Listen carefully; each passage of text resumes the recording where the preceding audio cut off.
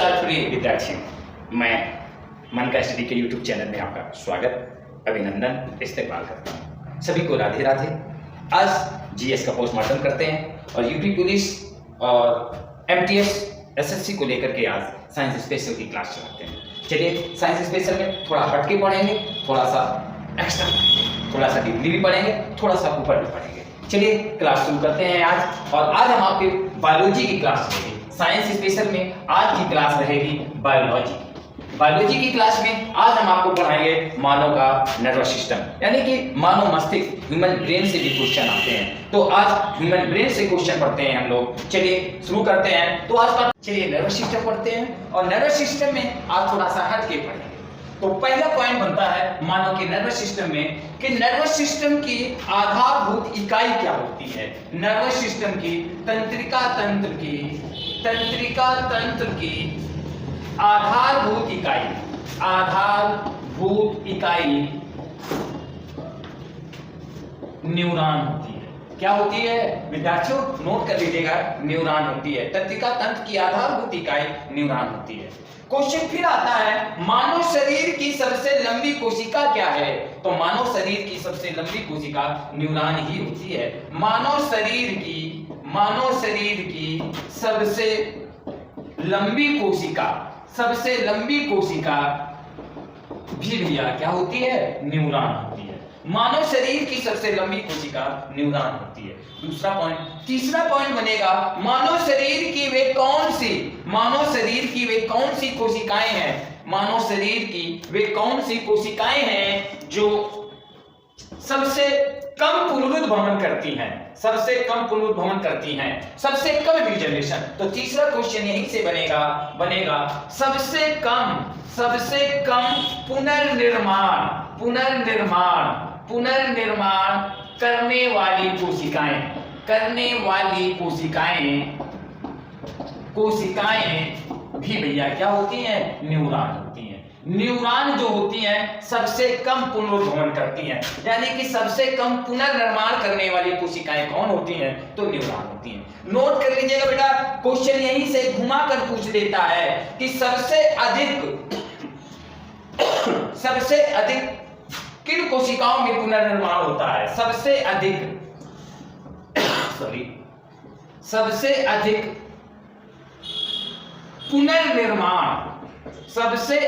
पुनर्निर्माण यकृत कोशिकाओं में, लीवर सेल में होता है। लीवर सेल्स में होता है। सबसे अधिक रीजनरेशन की बात आएगी तो यकृत कोशिकाओं में सबसे अधिक पुनरुद्भवन यानी रीजनरेशन होता है। नर्वस सिस्टम न्यूरॉन का बना होता है, यानी न्यूरॉन के अध्ययन को न्यूरोलॉजी कहते हैं। सिस्टम तो नर्वस सिस्टम न्यूरॉन का बना होता है, न्यूरॉन से बना होता है। क्वेश्चन आएगा कि नर्वस सिस्टम की इकाई क्या होती है? तो मैंने पहले ही बताया था कि नर्वस सिस्टम की इकाई न्यूरॉन होती है। अब बेटा क्वेश्चन फिर घुमा के पूछेगा कि न्यूरॉन की स्टडी किसमें करते हैं? तो न्यूरॉन की स्टडी न्यूरोलॉजी में करते हैं। न्यूरॉन का अध्ययन न्यूरोलॉजी में करते हैं।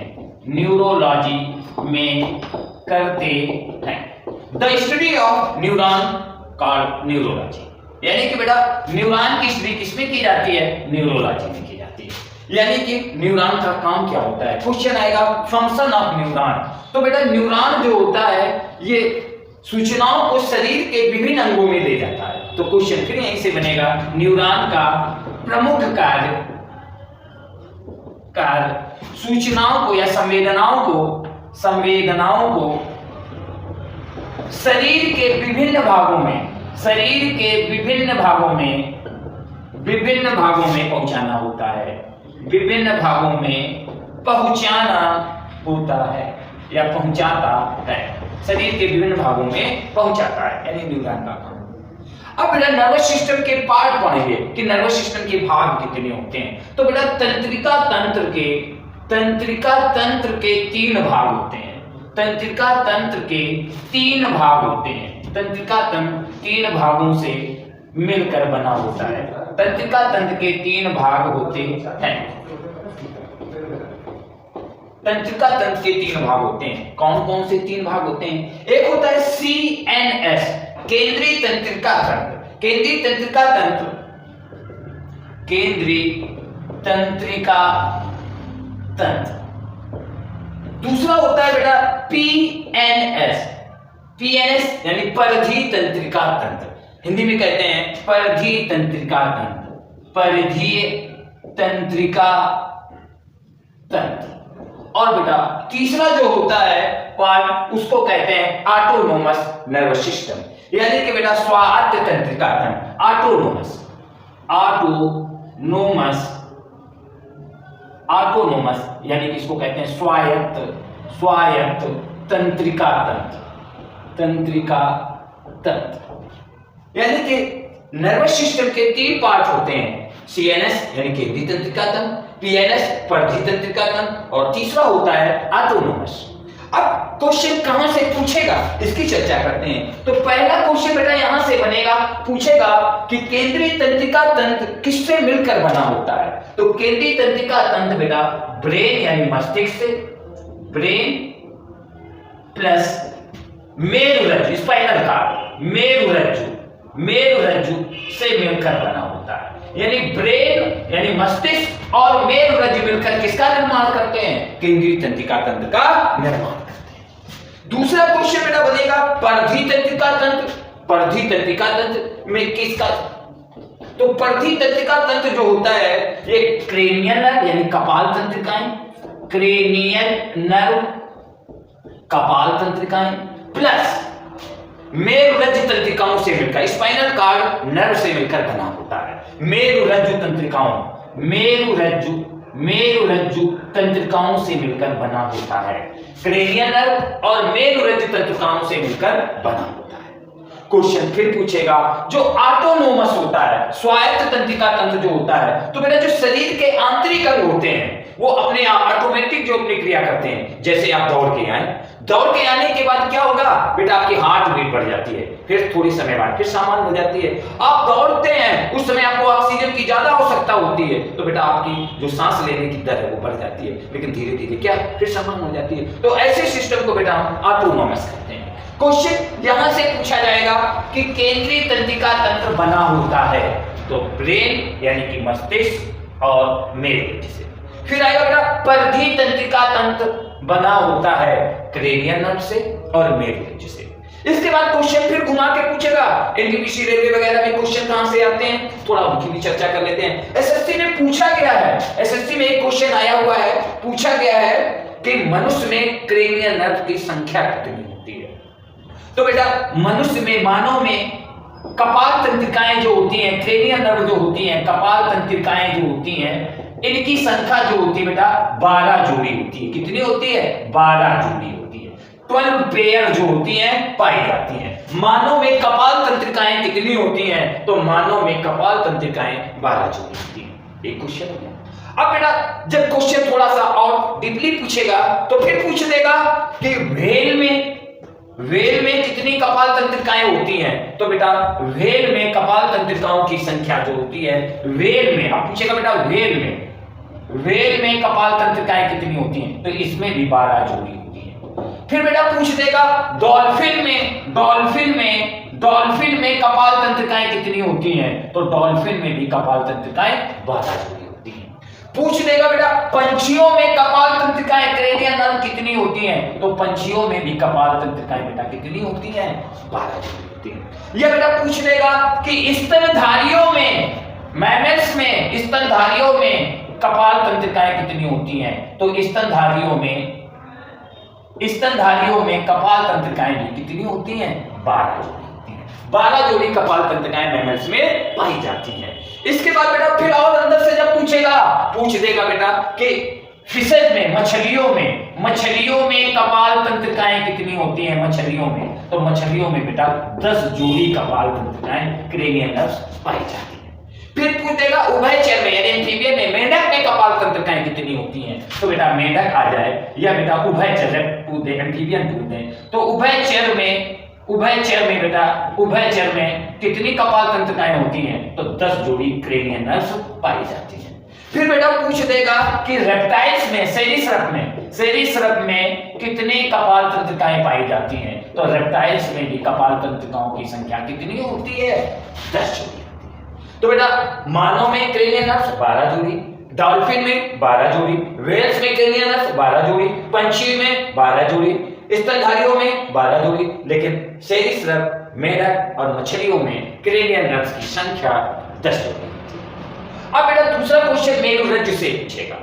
क्वेश्चन पूछ देगा कि मेरुरज्जु तंत्रिकाएं जो होती हैं बेटा, मेरुरज्जु तंत्रिकाएं, मानव में मेरुरज्जु तंत्रिकाएं कितनी होती हैं? मानव में मेरुरज्जु तंत्रिकाओं की संख्या बताओ। तो बेटा मानव में स्पाइनल कॉर्ड नर्व्स की संख्या, मेरुरज्जु तंत्रिकाओं की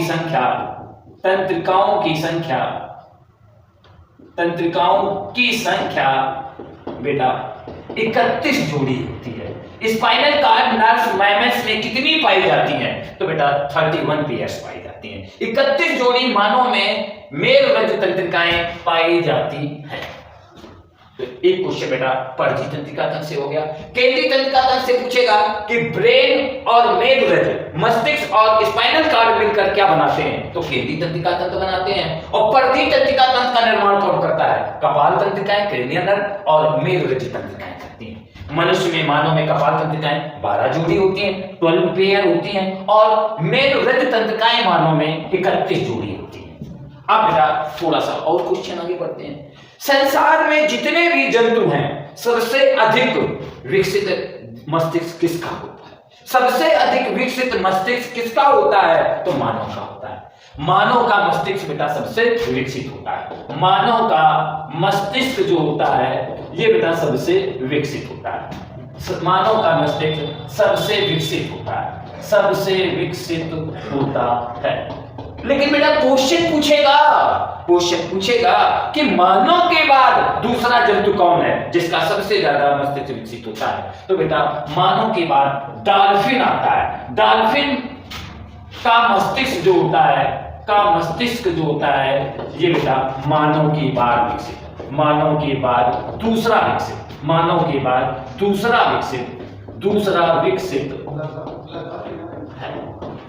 मस्तिष्क ब्रेन होता है डॉल्फिन।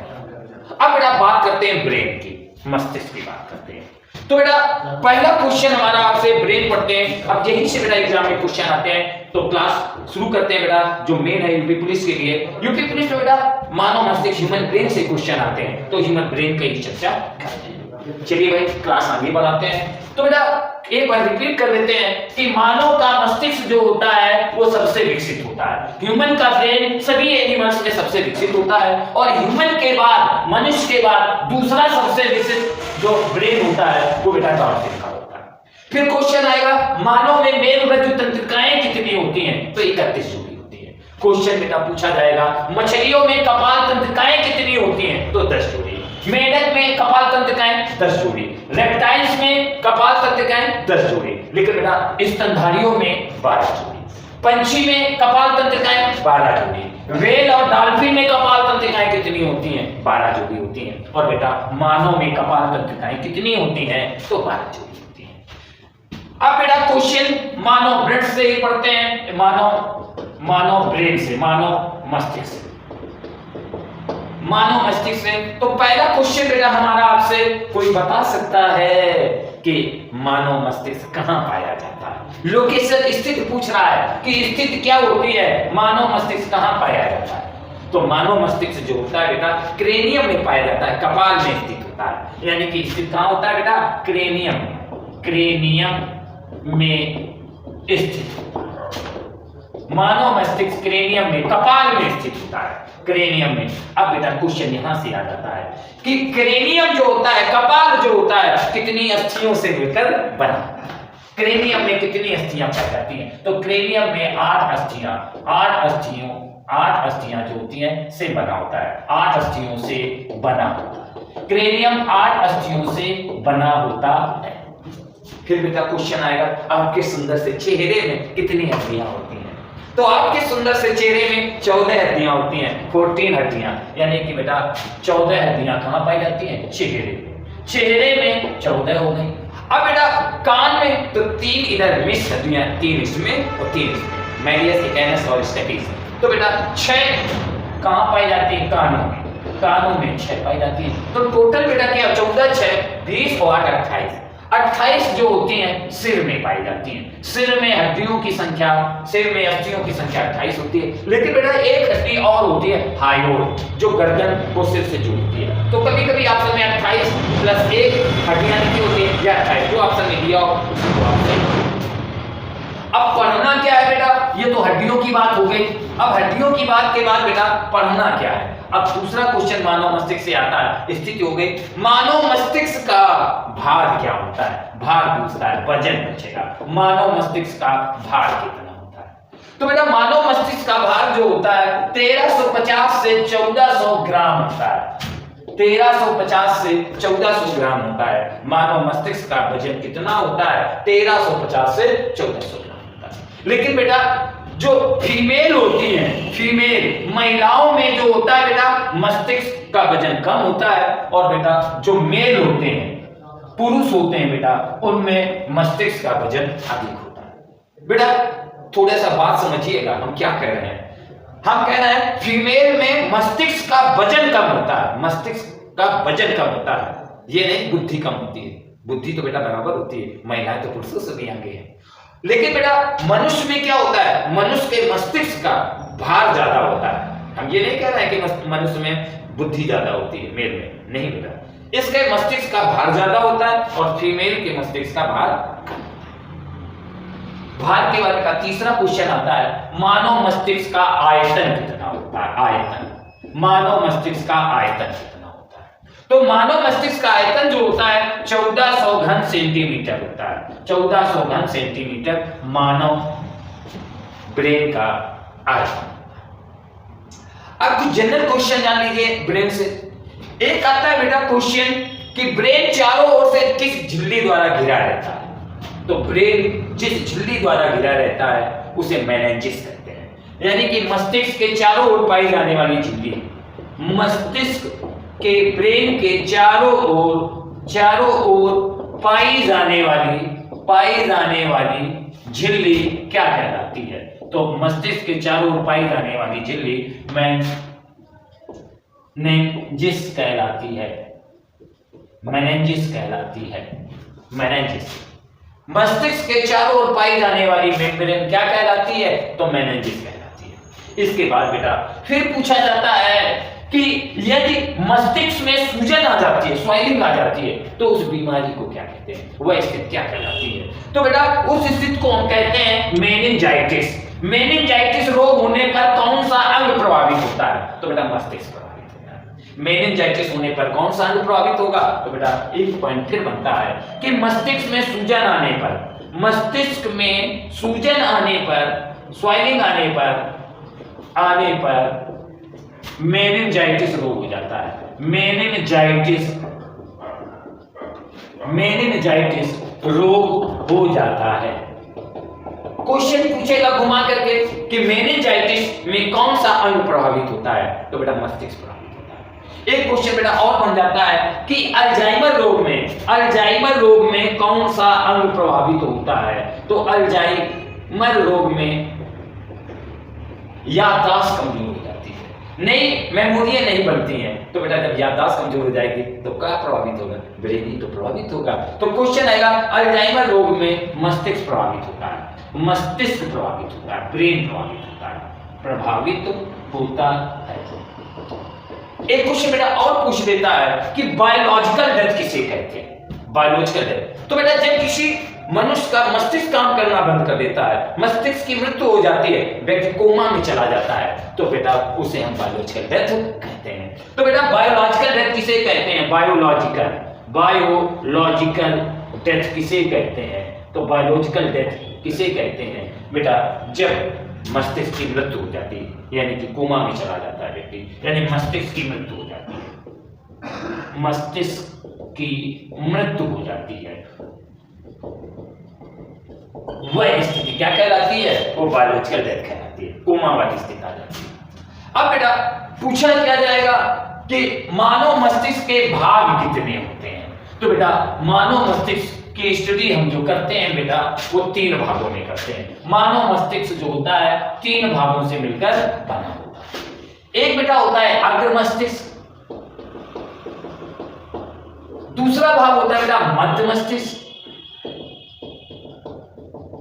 और तीसरा भाग होता है बेटा पश्च मस्तिष्क। पश्च मस्तिष्क यानी कि मस्तिष्क के कितने भाग होते हैं? तो मस्तिष्क के बेटा 2 भाग, 3 भाग होते हैं बेटा, अग्र मस्तिष्क, मध्य मस्तिष्क और पश्च मस्तिष्क।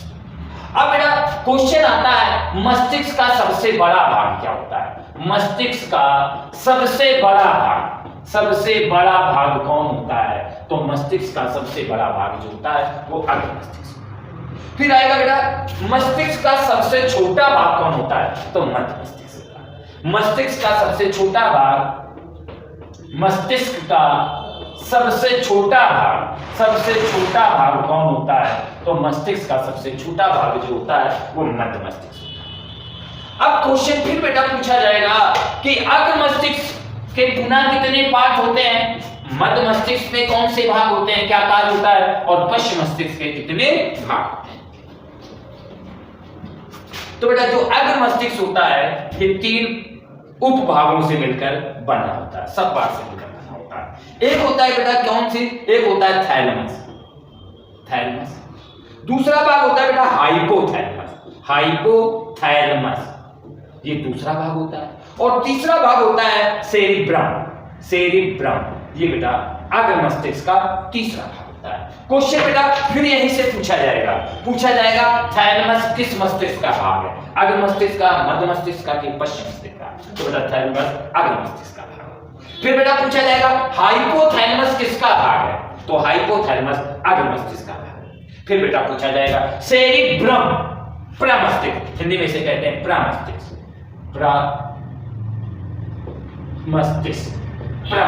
किसका भाग है? तो बेटा सेरिब्रम जो होता है अग्र मस्तिष्क का भाग। अब बेटा पूछे क्या जाए एग्जाम में, इनके कार्य पूछे जाते हैं। तो बेटा पहला पॉइंट बनता है कि प्रेम और घृणा का नियंत्रण कौन करता है? प्रेम और घृणा, लव और हेट। तो बेटा प्रेम और घृणा का नियंत्रण थैलेमस करता है। प्रेम और घृणा का नियंत्रण कौन करता है? तो थैलेमस करता है। प्रेम और घृणा का नियंत्रण कौन करता है? तो थैलेमस करता है। इसके अलावा बेटा और भी क्वेश्चन आते हैं, थोड़ा सा घुमा के पूछ देते हैं कि बेटा दर्द और पीड़ा का एहसास कौन कराता है? तो दर्द और पीड़ा का एहसास थैलेमस कराता है। दर्द और पीड़ा का एहसास या अनुभव की भी लिख दीजिएगा, एहसास कराता है। तो कौन कराता है भैया? थैलेमस कराता है। दर्द और पीड़ा का अनुभव कौन कराता है? तो थैलेमस कराता है। इसके बाद बेटा पूछा जाता है ठंडे और गर्म का नियंत्रण किसके द्वारा होता है? या ठंडे और गर्म का अनुभव कौन कराता है? तो बेटा ठंडे और गर्म का अनुभव, ठंडा और गर्म का अनुभव मस्तिष्क का कौन सा भाग कराता है? तो अनुभव बेटा थैलेमस कराता है। ठंडे और गर्म का अनुभव थैलेमस कराता है। दर्द और पीड़ा का एहसास अनुभव कौन कराता है? थैलेमस कराता है। और प्रेम और घृणा पर नियंत्रण कौन करता है? तो वो कौन करता है? थैलेमस करता है। इसके बाद बेटा हाइपोथैलेमस से भी क्वेश्चन आते हैं। क्या क्या पूछा जाएगा हाइपोथैलेमस से? तो हाइपोथैलेमस से 2 चीजें याद रखना, प्रेजेंट टाइम में पूछ रहा है बेटा। हार्मोन का नियंत्रण किसके द्वारा होता है? शरीर में हार्मोन का नियंत्रण कौन करता है? तो मस्तिष्क का जो हाइपोथैलेमस होता है ये हार्मोन का नियंत्रण करता है। तो पहला तो हो गया हार्मोन का नियंत्रण कौन करता है? हार्मोन का नियंत्रण किसके द्वारा होता है? तो हार्मोन का नियंत्रण किसके द्वारा होगा भैया? हार्मोन का नियंत्रण हाइपोथैलेमस के द्वारा होता है। इसके अलावा बेटा दूसरा क्वेश्चन भी पूछा जाता है भूख और प्यास का अनुभव कौन कराता है? भूख और प्यास का अनुभव, तो भूख और प्यास का भी अनुभव कौन कराता है? हाइपोथैलेमस। भूख और प्यास का अनुभव कौन कराता है? तो भूख और प्यास का अनुभव कौन कराता है बेटा? हाइपोथैलेमस कराता है। इसके अलावा हाइपोथैलेमस से एक क्वेश्चन और आता है, ताप का, शरीर के ताप का नियंत्रण कौन करता है? बॉडी टेम्परेचर को कौन रेगुलेट करता है? तो बॉडी टेम्परेचर को भैया हाइपोथैलेमस नियंत्रित करता है। शरीर के ताप को नियंत्रित करता है, शरीर के ताप को, टेम्परेचर को, ताप को नियंत्रित करता है, शरीर के ताप को नियंत्रित करता है। तो शरीर के ताप को कौन नियंत्रित करता है? हाइपोथैलेमस करता है। इसके अलावा बेटा पूछा जाएगा सेरिब्रम काम क्या करता है? भाई सेरिब्रम, तो सेरिब्रम से भी बेटा क्वेश्चन बनते हैं। क्या क्या क्वेश्चन बनते हैं? पहला क्वेश्चन बनेगा सेरिब्रम से कि बुद्धि और चतुराई का केंद्र क्या होता है? बुद्धि और चतुराई का केंद्र तो सेरिब्रम होता है। बुद्धि और चतुराई का केंद्र, बुद्धि और चतुराई का केंद्र का केंद्र क्या होता है? तो बुद्धि और चतुराई का केंद्र जो होता है सेरिब्रम होता है। फिर आता है मस्तिष्क का सबसे विकसित भाग कौन होता है? तो सेरिब्रम होता है। मस्तिष्क का सबसे विकसित भाग, मस्तिष्क का सबसे विकसित भाग, सबसे विकसित भाग कौन होता है? तो बेटा सेरिब्रम होता है। फिर बेटा एक क्वेश्चन सेरिब्रम से ही पूछा जाएगा, सेरिब्रम से एक क्वेश्चन और बन जाता है बेटा, पूछा जाएगा कि मानव मस्तिष्क का 2/3 भाग कौन होता है? तो मानव मस्तिष्क का 2/3 भाग, यानी मस्तिष्क का 2/3 भाग, मस्तिष्क का 2/3 भाग कौन होता है बेटा? तो मस्तिष्क का 2/3 भाग सेरिब्रम। यानी कि हम कह सकते हैं मस्तिष्क का सबसे बड़ा उपभाग कौन होता है? तो मस्तिष्क का सबसे बड़ा भाग ही सेरिब्रम होता है। इसी के कारण अग्र मस्तिष्क जो होता है मस्तिष्क का सबसे बड़ा भाग हो जाता है, यानी कि सबसे बड़ा भाग, मस्तिष्क का सबसे बड़ा उपभाग कह दो, एक ही बात है बेटा। मस्तिष्क का सबसे बड़ा भाग, सबसे बड़ा भाग कौन होता है? तो सबसे बड़ा भाग जो होगा वो बेटा कौन होता है? सॉरी, सेरिब्रम ही होता है। मस्तिष्क का सबसे बड़ा भाग सेरिब्रम होता है, यानी बुद्धि और चतुराई का केंद्र क्या होता है? सेरिब्रम होता है। मस्तिष्क का सबसे बड़ा भाग कौन होता है? सेरिब्रम होता है। मस्तिष्क का 2/3 भाग कौन होता है? सेरिब्रम होता है। और बेटा मस्तिष्क का सबसे विकसित भाग क्या होता है? तो मस्तिष्क का सबसे विकसित भाग जो होता है वो सेरिब्रम। इसके बाद बेटा और भी क्वेश्चन आते हैं, आता है बेटा सोचना, समझना, याद करना, ये सब किसका काम होता है? ये सब बेटा सेरिब्रम का काम होता है। सोचना, समझना,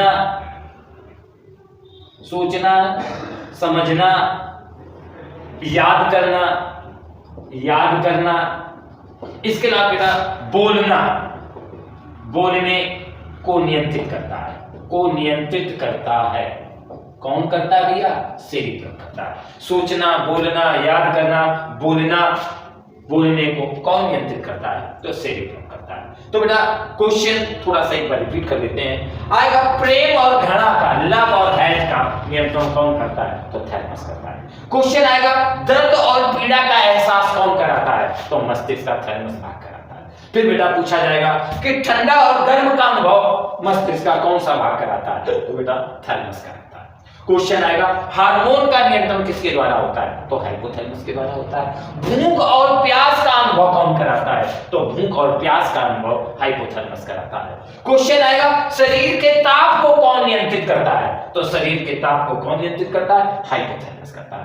क्वेश्चन आएगा बुद्धि और चतुराई का केंद्र, नॉलेज और इच्छा शक्ति का केंद्र कौन होता है? तो बेटा सेरिब्रम होता है। नॉलेज और इच्छा शक्ति का, बुद्धि और चतुराई का केंद्र कौन होता है? सेरिब्रम।